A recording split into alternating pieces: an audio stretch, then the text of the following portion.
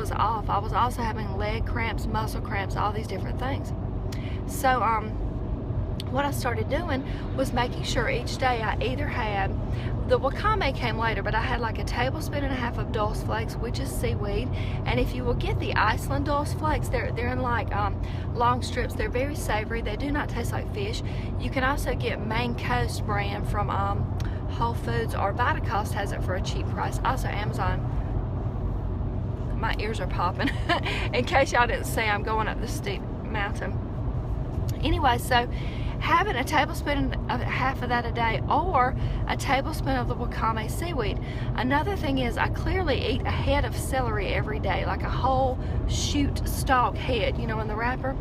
I do that by either I juice it or I blend it into my dressings. I will have a head of that a day, and it keeps me from having that problem. Also, another thing about celery is it recalibrates the hydrochloric acid in your tummy. So if you're having any bloating, indigestion, all that kind of thing, start having celery juice, friends. Not only will it immediately help, but it will recalibrate, fix it, your stomach acid. A lot of times when we're eating a lot of alkaline food, but over time, as we age and as we've eaten the wrong diet, we have lowered the acid in our tummy. Even if you might be thinking, that's a load of stuff, Tanya, because I have acid reflux. Okay, well, that could be because you have low stomach acid, but yet you're eating an acidic diet, so your body doesn't know how to handle that, and then the acid is crawling back up your throat. It's just a possibility of a big percentage.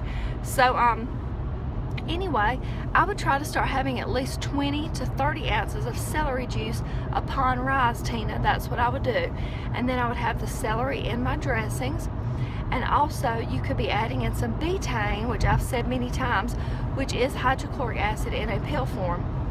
You can get those in a vegan version. Some of those are just vegetarian, and they have some kind of byproduct of animal in there. So if that concerns you, check the label, okay? Another thing is adding in apple cider vinegar. Okay, friends, this is a big deal. Adding in about 1 tablespoon for like a little shot glass that you got at Myrtle Beach, you know, from back in the day. So you have that on your counter, and you add 1 tablespoon of apple cider vinegar and fill the rest up with water. Kick it back, okay? Don't lick salt off the side like it's some kind of shot. Don't do that. Okay, and then what you're going to do is you're going to wait about 10 or 15 minutes before you're going to have that, and then you're going to have your meal, and that is going to again raise the hydrochloric acid and help you digest that. It will keep bloating down. And I found back in the day that when I was bloated, I would want to eat more. It just made me want to eat more. Isn't that weird? Like, I'm already like, I feel like crud, like whatever, you know? Pass the raw pie that I made, and then I would eat the whole thing, you know?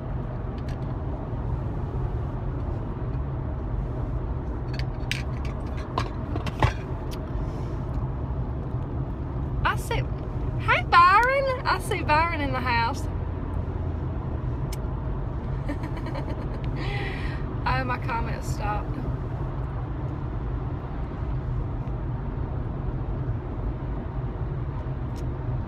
Apple cider vinegar every morning. And another thing you can do, if you can't tolerate the taste, there are apple cider vinegar tablets you can take. They're real cheap. You can get them at like GMC or obviously Whole Foods and all that.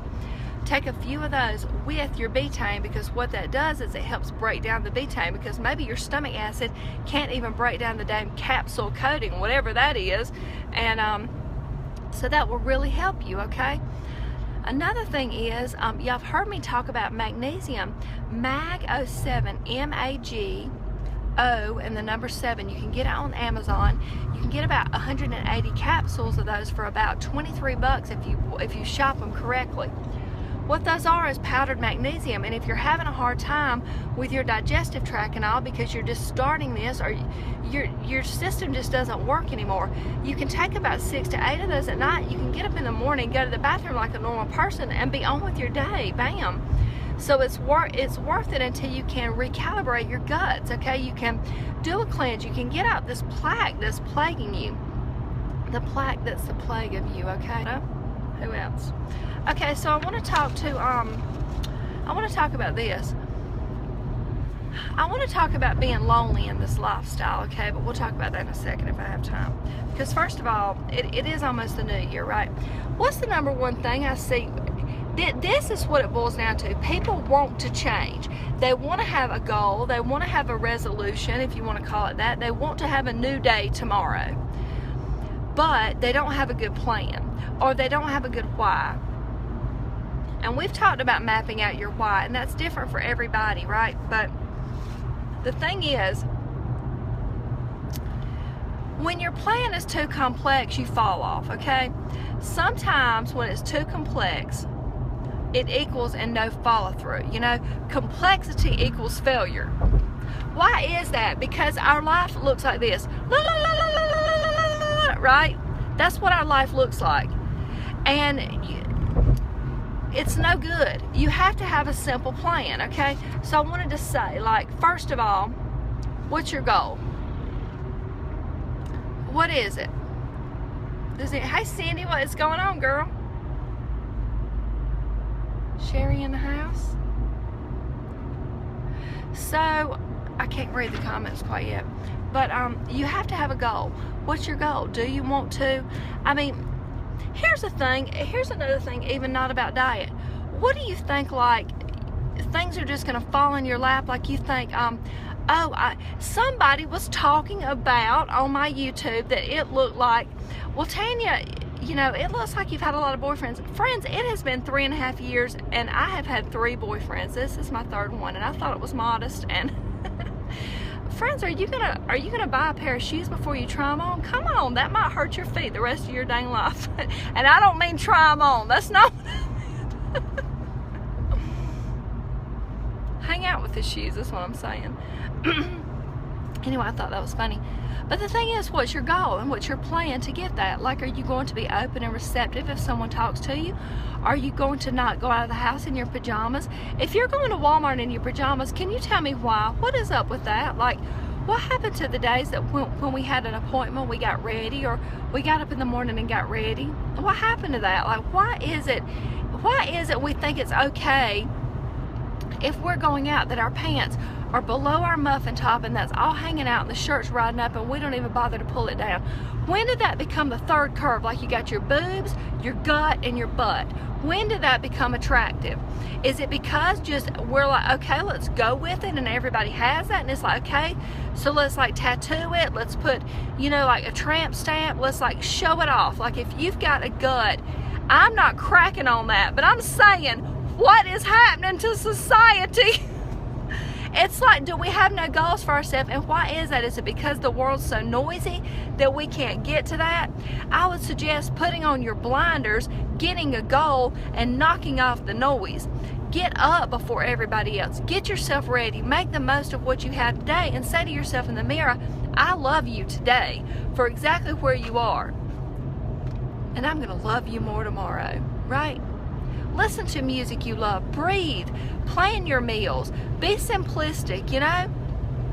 It's like, if your hubby, I think it was Cindy telling me that she overcame, like, her husband saying, hey, I bought you this, and she was like, no, or oh, he made mac and cheese, vegan mac and cheese, and she was like, it might not have been vegan, I don't know, but she was smelling that, and she was like, I looked into his beautiful hazel eyes, and I had to say, no. And she has a lot of health challenges, a lot of them, and it hurts her when she doesn't do the right thing, and it's not good for her. But he doesn't understand that because he hasn't been there, right? Like, what if you're with somebody that's like had a drinking problem, though you're constantly saying to them, even though they've overcome that and they're trying to stay on top of that, and you're constantly saying, no, baby, just have one. Like, it's okay. Like, okay, this is what they've overcome. People have to understand that everybody has different things, and when you think about it, the staying on top of it is all kind of the same flat line. Are you going to do it, or are you not going to do it? Are you going to stay on top of your game no matter what? Because there's always a trigger. You know, it's the trigger word, right?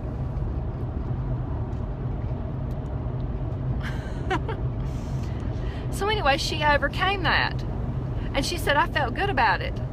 And you know what? I hope she wrote that down and said, after I didn't have that, I had blank instead, and I felt good about me. It wasn't like I had this meal and then guess what? I couldn't move my arthritic hands. I couldn't breathe. My eyes swelled up. I knew the next day, like, please, God, don't let the next day come because I know I'm going to hurt. I used to think that. I used to think, can I just know if the world's going to end today because I'm just going to join in the food with my family? Could you just let me know? Because otherwise, I needed to be able to function and I needed to be able to live. And your path is different than everybody else's, right? I mean, maybe it's a person that's been like a pill popper, or maybe they're like a pot smoker, or they're like addicted to marijuana. And maybe you're somebody that smokes dope. I don't know. Maybe you do that. And maybe you do it once a month and you go to hang out with your friend who has really tried to overcome this challenge. And they've done that. But you're saying, here, like, just have a, whatever they call it, hit, drag, draw, whatever. Have some. And what are you doing to them? So understand that if you were to do that to them, like, you wouldn't be thinking anything about it. You want them to join in your recreational activity of destruction or fun if you don't think that's destruction. I'm not getting into the marijuana debate, but the thing is, everybody's overcoming something is my point. So, what are your goals? Back to the plan, okay? What were your goals? Why is that? What's your why and what's your goal? Do you think in this next year I'm going to want to overcome having this muffin top? I mean, be specific.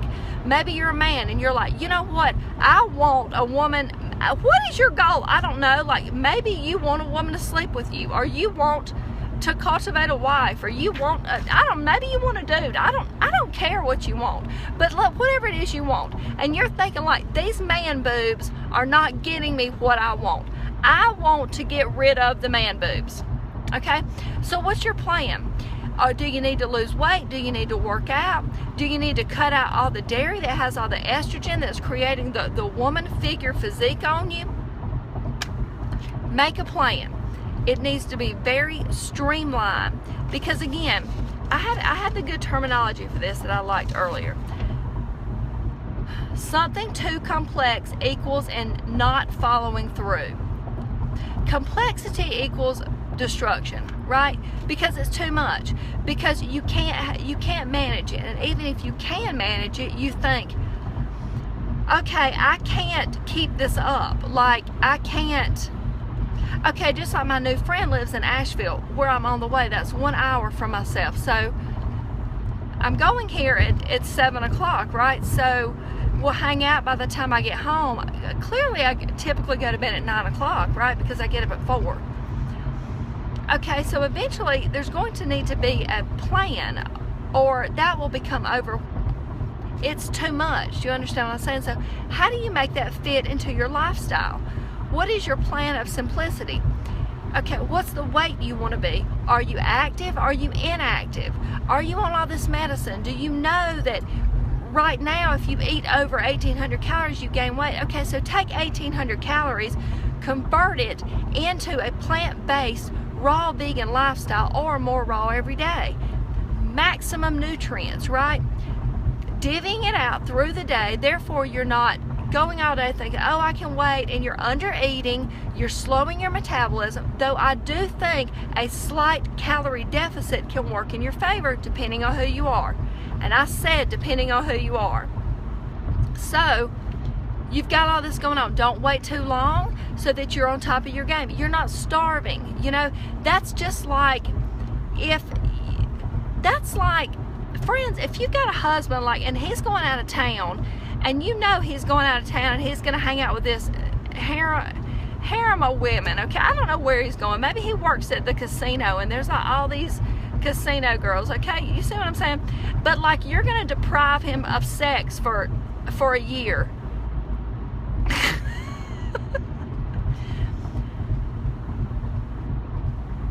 Don't go around not fooded up, is what I'm saying. You know, like, give your body what it needs. or plan on failure. That was a very funny analogy. Y'all know that was funny. Somebody's gonna hate on that. Years ago I was talking about relationships, and I was talking about, like, I don't remember what I said. I was like, it's not like I'm some 1950s housewife, but like, is your man going out of